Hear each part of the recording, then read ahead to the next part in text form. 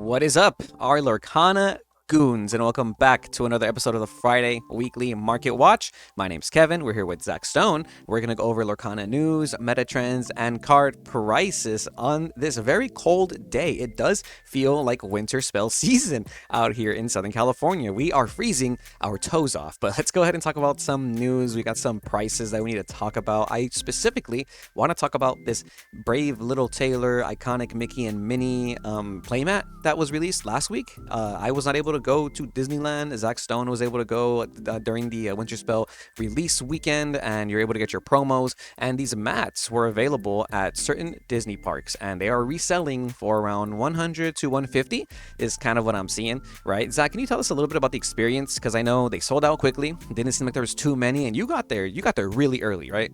Yes, my Lorcana Goons, welcome back to the Market Watch channel. And yeah, that experience and the reason why I actually wasn't here last week is was quite an interesting one. So I usually like to get to the park pretty early. Some people are there very early, and as early as like 2 or 3 a.m. I know some Disney security and staff were moving some people around, and so about like 6 a.m. is when like a actual line form. If you guys have ever been to downtown Disney, you guys would know that there's like multiple entrances. However, the side you want to be on is the one closest to the Disneyland Hotel. That is also where they will have North American Continentals, I believe. Again, they had it at the last season's Continentals, and I believe this season it'll be in the same area or venue hall. So anyway, this line that formed pretty much was able to be let in at 7 a.m. and that's when people started buying, mats and winter spell products and receiving promo cards too. So these mats were gone within like 40 minutes of the line opening after 7, and you had to be pretty much one of the first people there. I know a lot of my friends showed up and weren't even able to get a mat, and some people were so bummed out that they just left immediately because while still waiting in line, you were able to jump back in after you made your purchase. And people that were able to buy a mat, like I think maybe like 2 or 3 people that I personally know were able to go twice at most. I'm not sure how, but realistically, that means they were able to buy 4 mats at once for that purpose. So these mats are reselling for about $150, as we can see. I think this $35 one's more of a custom one. I'm not too sure. It has like this little logo on the bottom, and I'm not too sure if that's like the authentic one because it says with or without zones, almost like you can have it customized, right? But in the box, still brand new from the parks, is going to be about $150. We have some best offers accepted. So my honest take is that this mat is going to be worth it way longer in the future. However, if you need to buy it now, $150 doesn't seem too bad. The MSRP was only $34.95, which means it came out to around $40 or a little bit under that after tax. And yeah, it's seeming like it was a good time to pick up these mats since they were only going to be exclusive for this. The mats look pretty cool. I've been able to see them in person. However, I will admit, I thought it was going to be way more foiled out, right? Because they advertised it as like a foil playmat, and it is foil, right? But it's really just the little kiss marks that Mickey has, and then a couple other little parts of it. I thought it could have been more foiled out, to be completely honest. But I think because of scarcity, the price makes sense. Do I want to pay this price? No. Do I want this mat? Yes. So I totally understand if people are frustrated with not being able to get this. I think they only released about like 300 or 400 was like the estimation that I had seen per park. So these are going to be extremely scarce. However, I don't really see Lorcana as being like the most collectible, especially with playmats. I mean, looking over playmats and card games, every card game, the playmats definitely aren't like the fastest movers, definitely don't sell as quick. I mean, these are selling now because it's brand new, but give it a couple years, you're going to see the listings up at like 300, but it'll be like one sale every 3 months. You know what I mean? It's kind of like the DLC mats. The DLC mats, they're listed for like 400, 500, but they sell like very rarely, like once a month, maybe. So like realistically, in my opinion, the DLC mats are only worth like $200, $300. And I've had this conversation with Zach before too. Like if I want to sell a DLC mat today, I'll list it for $250. It'll sell, because that's like $200 below every other single listed price, right? But that's why I think like the true value on some of these, it's significantly cheaper. But I mean, they're not going to sell unless people lower the listing. So be patient. If you guys want to get that, I think that's up to you. Same thing with the with the actual Brave Little Prince card, man. These are now getting very close to $2,000. Lowest listed is $2,000 by Cafe Gaming here. Then we only have 2 more listings after that on TCG Player for around $2,500. And and the sales that were at 1,500, the listings, I mean, they're all gone. They are all gone. And looking like Minnie Mouse is next, right, Zach?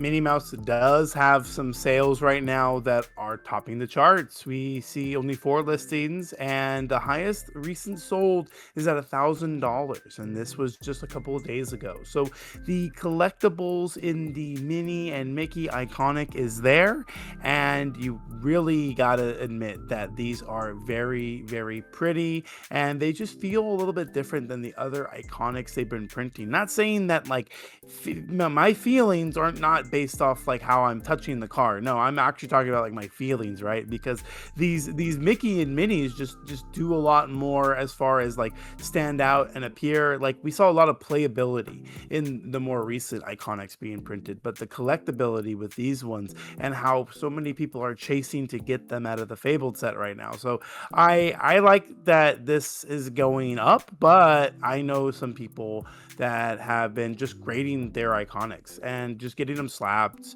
because slabs sell a lot more on eBay, and I do see about a few of these sell almost per day, like Mickey's and Minnie's combined. So the collectability is there, and people are chasing Lorcana, and this seems to be like the new chase right now. Especially with Fabled being a set that didn't really feel like it was printed excessively, I guess you could say, like first chapter or even some of these other sets. I mean, I could still find Winterspell, sorry, not Winterspell. I could still find Whispers in the Well pretty conveniently, like at most game stores. I can't find blister packs at Target, really, at least out here. I'm sure you guys can at home, though. But Fabled just a lot less out there. So it's Mickey and Minnie, the first iconics that we have, and it doesn't surprise me now that the Minnie's going up to 12 or more than $1,000. And it's interesting because when this set came out, you can see that the Minnie, the highest it sold for was $925.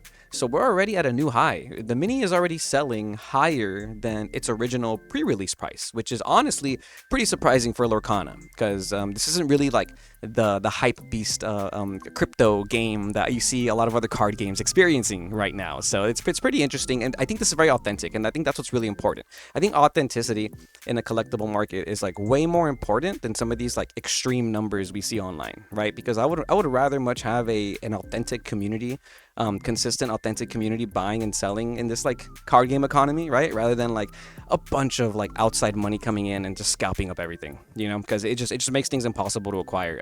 Like these iconics, the new iconics are really cheap, around $350 for your Pocahontas, and it's still going down. You can see they were selling for $400, then $375, then $360, then $350. I get the feeling this is going to go as low as like $300, and I think that's going to be a decent time to pick up some of these iconics, right? Like we've seen other card games very very very slow decline, and I don't know where they just shoot up eventually, right? I think the iconics are going to be good to pick up when they hit like certain lows. The Moana, pretty expensive still, almost $500. Well, I think this is because this is like the meta staple, right? From 500 to 460, and now lowest verified is 480, almost back up again at 500. Pretty cool. Yeah, this one dropped quite drastically. I think out the gate, people were listing it as high as like 2 grand, and then it immediately became like $700, $800, and now we're seeing it just bottom down to about $500. And I think Moana is going to be worth a little bit more personally. We know Hades iconic that was seeing a lot of play in the Whispers into the Well set that had a higher price point and also dropped down immediately after. So I personally am more on the fence that like Moana has a lot of collectability outside of that. The playability is also there too. So the prices could be close to the same, but Moana is just a little bit better for that collectability. I know so many people that are big Moana fans, and they were looking to acquire this the moment they saw it get announced. And this price is probably the best it's going to be for a while. And I know some people that will look to buy more at this price point. I feel like this is a good price point if you are in the Lorcana space to just pick these up casually, because there's a definite chance that this sees more play in the future. It's also just it being a hero and a princess has all the characteristics for all the support it needs to be better. And yeah, the card is beautiful in person. I've been able to acquire some of these myself. I consider this also an iconic Pua, because we do have the Pua on the card as well. It's only all we're missing was Hey Hey on this card, right? But I do want to mention something. You mentioned that the price drastically changed for this card. At least given online sales, we didn't see any sell for more than $500. And I want to stress that because when the first Friday, Saturday of this set's release, everybody was posting screenshots of like this listing that was like 20 grand, right? Because somebody had listed this card for 20 grand on TCG Player, and everybody was like, "Oh, look how expensive this is." Guys, I can list a card for $1 million right now if I want to. That does not make it the price. Like if I'm the first person to acquire the card and I list it for $2 million, that does not mean it's the price. If somebody buys it for $2 million, then sure, then sure. But as we can see here, it's not going to sell for more than like 500 at least in the first week. And I want to say that because when the next set drops, be patient with your iconics, especially if you're buying them in person. I know a lot of vendors, they're just going to go by the listings. They're just going to say, hey, this is what it's listed at. That's what I want for it. So be a little patient. I think you can afford to be patient with an iconic like this, right? From 500 to 480 and kind of going back up to 500 seems pretty broken. But let's move on to some enchanteds because we have some cool enchanteds I want to mention. We looked at these last week and now they're like half the price. Love it. Love to see it. It's from like almost $300 to 129 Raging Storm, which is really cool to see. 126 is the recent sale. Lowest verified is 130. So about $130 for your Enchanted Raging Storm. We gotta talk about the new Eeyore though, man. This one just been going everywhere. So it was as low as 125. That's kind of like what we saw it last week. It was settling at like 120, 150 at the highest even. And then out of nowhere, last couple days or so, 200, 240. Lowest verified listed today is 230 with $2 shipping, then 275. That's a pretty big difference. $45 difference right there.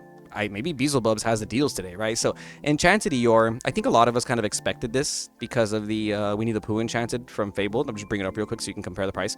Around $400 for the Enchanted Winnie the Pooh from Fabled, and I didn't realize that Winnie the Pooh was such a collectible, was such an enjoyable intellectual property for people. A lot of people like Winnie the Pooh, and Eeyore too. Eeyore in the way. This is a pretty good Enchanted. I like the artwork. I think it really does give you that sense of like the character that Eeyore is supposed to be in the show. You almost feel kind of bad for him, and you're just like, no, you're not in the way, bro. But so a $200 Enchanted. What do you think about that, Zach? I wasn't expecting this one. Yeah, so I actually want to go ahead and point out a couple things. One is my girlfriend's a really, really big Winnie the Pooh fan, so I am not so happy that I have to spend more money on this Eeyore to get it for her collection. But yes, my personal feelings aside, it is an old IP. Winnie the Pooh has been around for such a long time. I remember growing up with it. My mom remembers, growing up with it. It's just been around, and it's a lot of our friends, families' favorites, if it's not our favorite ourselves. And for it being around quite a while and for it lasting this long, I think it's important to mention too that like they haven't had any like honey printing classification, like they're not printing support around it, which we all thought it was going to happen when we first saw the change, right? I'm mad at that. It's just here for the collectability. You have to think about it. You're just a honey wizard. You have all of the honey and none of the pie, right? You will want to chase this card if you don't already have it, but for $450, you got to make sure you're keeping this card in its most pristine protected ability. And I would definitely make sure to check out our sponsor of the team we have, Pristine Protection. We have a new style. They have a 70 count, perfect for our Lorcana Illumineers, and they have multitudes of colors here available. And I want to go ahead and point out that the white and the blacks are not sold out yet, but the blues are. So something about these blues right now, I don't know if it's because we're in the winter spell season and it's nice and cold, but if you want to get yourself some of these awesome sleeves and some of my more recommended right now, because this is only available for a certain time. They sell out constantly. And if you want to go ahead and grab some of these with 10% off your purchase, you can use our promo code Goons10, and that will be down in the description below. But yes, Pristine Protection has been around for a while and has actually supported other TCGs too. They have other sizes if you guys are interested, and they have oversleeves. Yeah, and just to touch up on that on a personal note, they're from Southern California, and the homie Mauricio is a really cool dude. It's small business, and I definitely gotta give him a huge shout out for turning this small business into something a little bit bigger for the community. And my favorite part about this brand is that they're they're affordable, right? I hate paying more than $10 for sleeves. Like I hate it. When I used to play card games back in the day, sleeves were $5, $6, bro. Why the heck am I getting charged 13, 14, $15 for Dragon Shields? They're not even like that good quality, bro. It's a 70 card count. I gotta assess that or mention that because I know certain games use 75 cards. But I mean for 6.99, bro, that's just like a deal. And then 10% off. Use code Goons. Make sure you do that, man. Make sure you do that. Do want to talk about one more Enchanted before we move on. The Demona Scourge of the Wyvern Clan. This card just continues to go up little by little, man. It's 150 is like the lowest you're ever gonna see it, and whenever it hits 150, it jumps back up to like 170 again or something like that. So this a staple in the Lorcana meta right now. I feel like every Amethyst deck is playing for Demona, mainly because you have to combat the Demona mirrors, right? Like when they drop a Demona, you need to draw cards and draw your Demona and play it back so that they can't ready their Demona. It's like a whole thing. And I just have the feeling that like playing 4 is more than correct in this like Amethyst heavy meta. And even though Winter Spell just started, we do have a DLC this weekend, so we're gonna see some meta shifts. I think Demona is just like a really important staple right now in Amethyst, alongside Dumbo, especially with Fabled being really scarce right now. Dumbos are going back up in price little by little, getting very close to that $45 mark. Only a couple listings here for around 42, 43 before we hit this $45 mark again. Hosier Hobby has it for the cheapest, $42.79. I mean, realistically, after tax, you're paying the same price. You're paying $45, almost 50, right? So with the cold foils though, cold foils pretty cheap, around the same price. So I would much rather get shiny elephants rather than non-shinies if they're gonna be around $2 more. Same thing with the Cinderella Dream Come True. These have just been shooting up and up and up from as low as $23 to almost $45 now, 42 to be exact. Azula Collectibles Lowest of Verified. That's a cool name. I'm a big fan of Avatar. It's a cool name. $42 right there.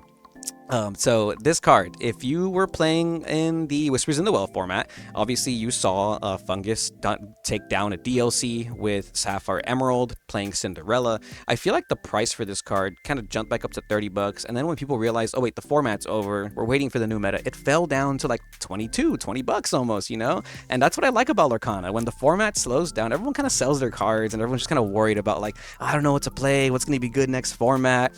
Hold your staples, guys. Hold on to your staples, man. Like, it's just so important. Especially if you're a player like me. I play multiple decks. I don't just have one deck most of the time. I try to have multiple, I just so I can let people borrow decks as well. So I don't like getting rid of my personal staples. Like, I'll always try and have a playset of Tipos, Sails, you know, Lady, Family Dog. Even if I'm not playing those decks, bro, like, I just want to have them so that when I want to build a deck, I never have to worry about it again. Same thing with Cinderella.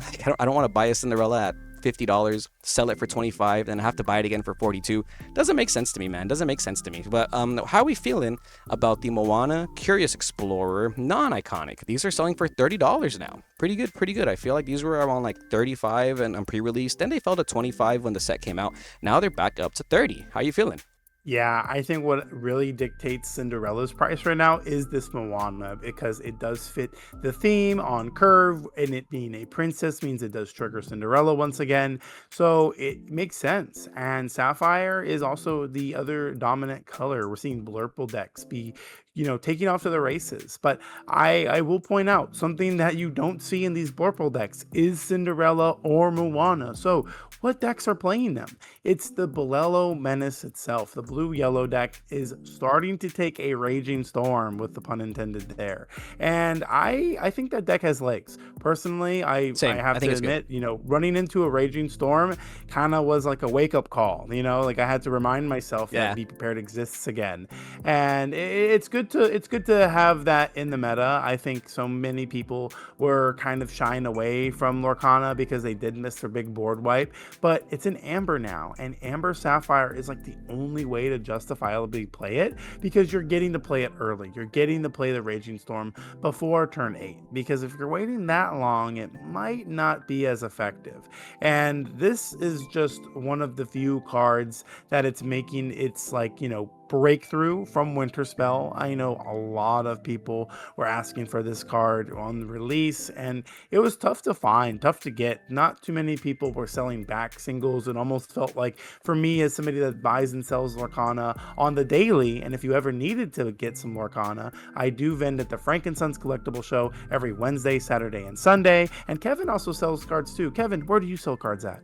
Every weekend, I am at Ninja Exchange in Carlsbad. That's San Diego County, like North County. We're pretty cool. We do a Friday tournament for Lorcana, and we're there Saturday and Sunday as well. And Zach Stone and I, with the help of some friends, we have a store now. We have our own card game store where you can go play Lorcana. You can even come play with us, guys. Southern California in Whittier, the Olympus Project, and it's all huge. It's all hugely supported by you, Southern California Goons, as well. So huge shout out, huge shout out to everyone who's come already to play Lorcana. It means the world to us, and if you're watching the channel, just know we appreciate you and we think you're goated. Let's go ahead and move on to some other winter spell cards, like the epic rares. I think the epic rares are pretty decent in this set. I mentioned this last Friday's video while Zach was at Disneyland. I think this set isn't going to be like the biggest value set. The big legendary was going to be Moana. I did underestimate Angel. Angel's still selling for like $25. I thought it would have fallen by now. I will admit that. But the epic rares are selling for more than I thought they would. We have the epic rare Genie, consistently selling for around $12 to $13, less than 15, which is pretty decent. I thought this was going to be way cheaper. I'm not a big fan of this card. A lot of people like it. I think it's okay. I don't know how I feel about it. Like I'm pretty sure it's good because it's so low cost and it has like a really good stat line naturally. Like playing a three cost on turn 3 with 3 strength and 4 willpower, definitely decent. And maybe in the end game that adds pressure because it'll start questing for 2, 3, 4, right? But I don't know. Not my favorite card. I do love the Stitch Carefree Snowboarder though, mainly because it is our first alternate art epic rare, and I just can't wait till they give us more alt arts. I want to be able to play with different Stitch artworks. You know what I mean? This one's selling for pretty cheap still, around $11 to $12, more than 10 though, more than 10. So you do have some cool hits in the set, right? Grandmother Willow around $12 to $13 as well, almost 15. We have 2 listings before it hits $14.77 for the Grandmother Willow, and I think that's pretty decent for the epic rares. And then the last epic rare that I think is worth noting is our Tigger Bouncing All the Way. Been seeing this played heavily in Blurple. You can bounce back your Ink Runner, you can bounce an opposing aggro strategy, right? 2-coster characters back to the hand. Lowest verified around $7, then Merchant Token has it for $8.29. Shout out Blizzard Lightstorm for being the lowest verified today for your epic rare Tiggers. So these are going to be like the epic rares that are worth pulling. I wish they would include way more per box though. It's looking like you get like an average of like 1 or 2 per box, and I want to bring this up now. There's like been a big conversation online about the hit rates and the ratios for Lorcana, right? And I've even gone, I posted on Twitter, whatever. I've even gone as far as to say that I just think they should include like guaranteed like 1 or 2 enchanteds per box, to be honest, right? Like I just think the enchanted market is so cooked already. Like you have like $30 enchanteds from like Whispers in the Well that are legit characters like Baloo, you know, and like and that's because nobody really wants to pay like $50 to play like a budget deck that's super shiny. So I think at this point in Lorcana, like either give us alternate art epic rares that are easier to pull, or just make the enchanteds easier to pull. Like the iconics should be the actual chase cards. I don't understand why you need to spend around $400, almost $500 on a case, and you're not even guaranteed an enchanted, bro. It's so sad. I think this really just comes down to the MSRP of Lorcana being a little bit too expensive. And it doesn't seem like it's worth it right now to buy product and open it.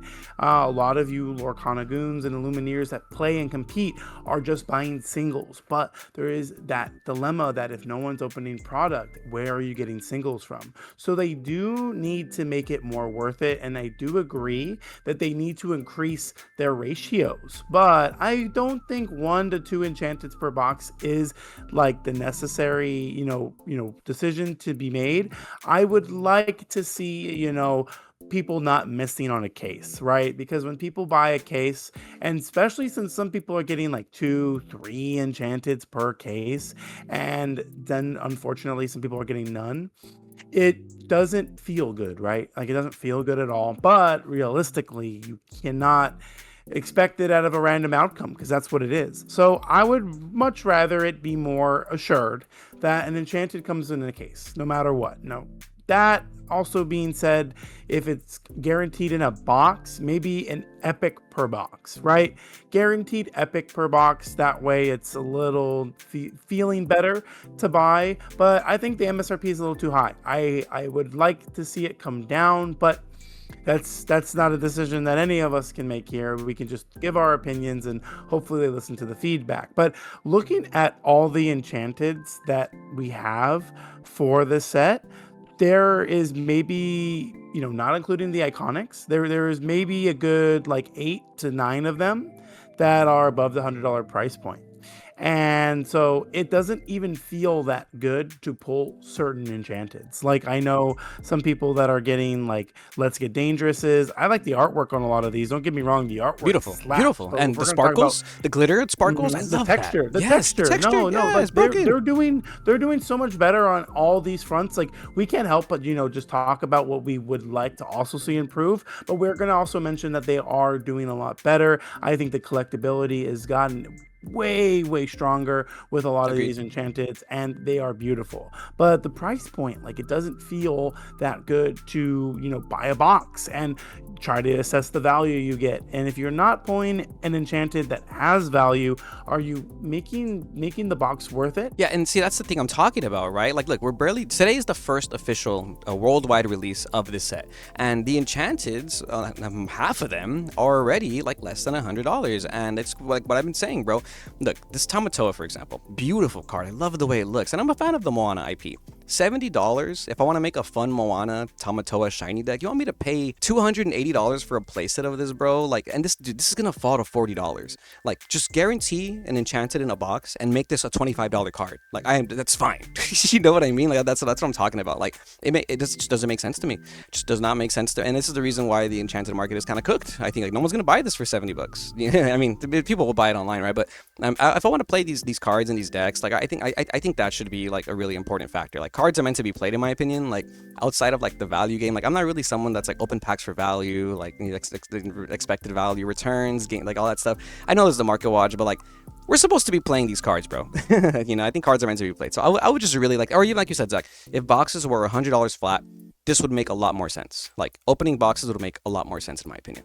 Let's move on to some ending conversations. Some cards we've noticed kind of shooting up in price this week. We have Daisy Duck going back up to almost $8. Now I think this is because the return of aggro is in our field of vision, right? We're seeing a lot of green purple aggro burn. We're seeing amber princesses. We're seeing the amber green dog deck kind of still make its way, especially with some of these new cards like Snowfort in the aggro decks. This card just shooting up in price. Very interesting.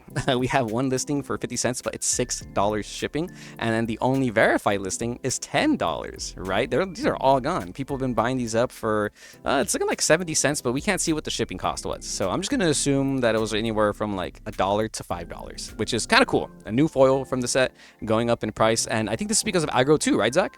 Yeah, this is just I have to say that this card, when it first was released and I first looked at it, it sparked like a little light bulb in my head. And I tried it out in like the green red deck that we talked about on our previous videos, and this was one of the more like interesting cards. It actually did a lot in just the small testing that I had with it, and it was pretty good. So a lot of people are using this in green purple decks, and it's more like a tempo based deck that we're used to seeing. But you have to admit that the evasive cards are pretty tough to deal with, and something about giving the genie resist 1 during your opponent's turn means thunderbolts can't deal with it, and that's a problem. That's a problem. And you also are giving all your characters an additional strength. So your dodging abilities like Under the Sea or the new Wreck-It Ralph that some people could be using. And this is just a very strong card. It is uninkable, so you have to consider your deck building. But in decks like green purple, you have almost like a free reign to just play like like 50, at least 50 or so uninkables. I think the only uninkables that come to mind are like Genie and then this card. Outside of that, you could probably fit 52 inkable cards in a deck, and it is going to be very strong. So this card, I expect a lot of people to get caught off guard early on against it. This seems to be like a good replacement too for Emerald Chromacon. I Yeah. have to say that the Resist +1 does a lot more than just bouncing characters back to the opponent's hand. For them it's just a little bit tougher to deal with stuff, and it gives you the option of trading up because your characters will also gain an additional strength from it. So this works almost like a pseudo hidden cove, but this does a lot more than that, because once you pay 3, you don't have to pay another ink for it. Plus, they cannot challenge Snow for it. Yes, very important. You can't challenge an item, guys. You're gonna have to play Benja or Clarabelle or Wasabi to clear the item. And those cards, they feel kind of mid. You know what I mean? So to kind of mess up your strategy because people are playing an item is a pretty cool strategy of your own. So I like that. This card's pretty good. Make sure you respect it when you're playing your tournaments this weekend alongside with Mowgli. Whenever my opponent reveals a yellow card, I always ink my non-characters, and I'm saying this because I see a lot of people play and they don't do this. You know what I mean? So just remember, whenever you see your opponent ink any yellow card on turn 1, just ink away your songs, ink away your locations, ink away your non-characters. If you have them uninkable, sorry, you're gonna get got. But you gotta respect Mowgli, guys, and especially if you're playing Purple Steel and they don't Mowgli you on turn 2. Do not think they're not going to do it the turn later, because they know you're holding strength for your 3-cost character. Players are smart. You know, you got to respect people's ability to know how to use this card. Card's really good. When you play this character, chosen opponent reveals their hand and discards a non-character of their choice. No wonder it's as high as $5 now. Very cool, very cool. A $5 super rare. I'm surprised it wasn't $5 already, because this card is just goated, right? But $5 super rare. If you want the cold foil Mowgli, there's only 7 left. They're shooting up to around $10 already. Very close to that $12 mark. Lowest, I mean, highest listed is $25. Don't think it'll get there, but I think this is going to be like a $10 to $15 cold foil, right? Mowgli definitely shaping the way I play the game, and that's the reason why I'm afraid to play like a Raging Storm deck, because Raging Storm is uninkable, you know? But that's why you probably play Sapphire Amber, because you can play Tipo, get rid of the Raging Storm, then when your opponent plays Mowgli, it's not there anymore. Yeah, the Tipo hiding the action or the non-character trick is what a lot of people are used to doing to combat like the hand disruption that Amber and also Emerald has. But we are going to wrap up today's Market Watch here with that, and I do hope you guys have a wonderful release winter spell weekend. I know that there's some tournaments that some of us are going to. I will be at a triple case tournament in Redlands, California, hosted at Top Choice Gaming. So if you guys are going there, make sure to say hi to me. And I also want to give a special shout out to Judge Phil, who will be judging that tournament. He puts in a lot of awesome work. We always want to give our flowers to him because of how much he does for our SoCal community. Judge Phil is goated. Love that guy. And we appreciate you guys too back at home if you're still watching. Any Southern California Lorcana Goons and any Lumineers Lorcana Goons that are watching worldwide. Thank you so much. Once again, my name's Kevin. This is Zach Stone. You guys are watching the Friday Weekly Market Watch, and we upload videos every Monday and Friday. So if you like this content, please like, comment, and subscribe to the channel because it does support. But until then, we'll see you goons next time.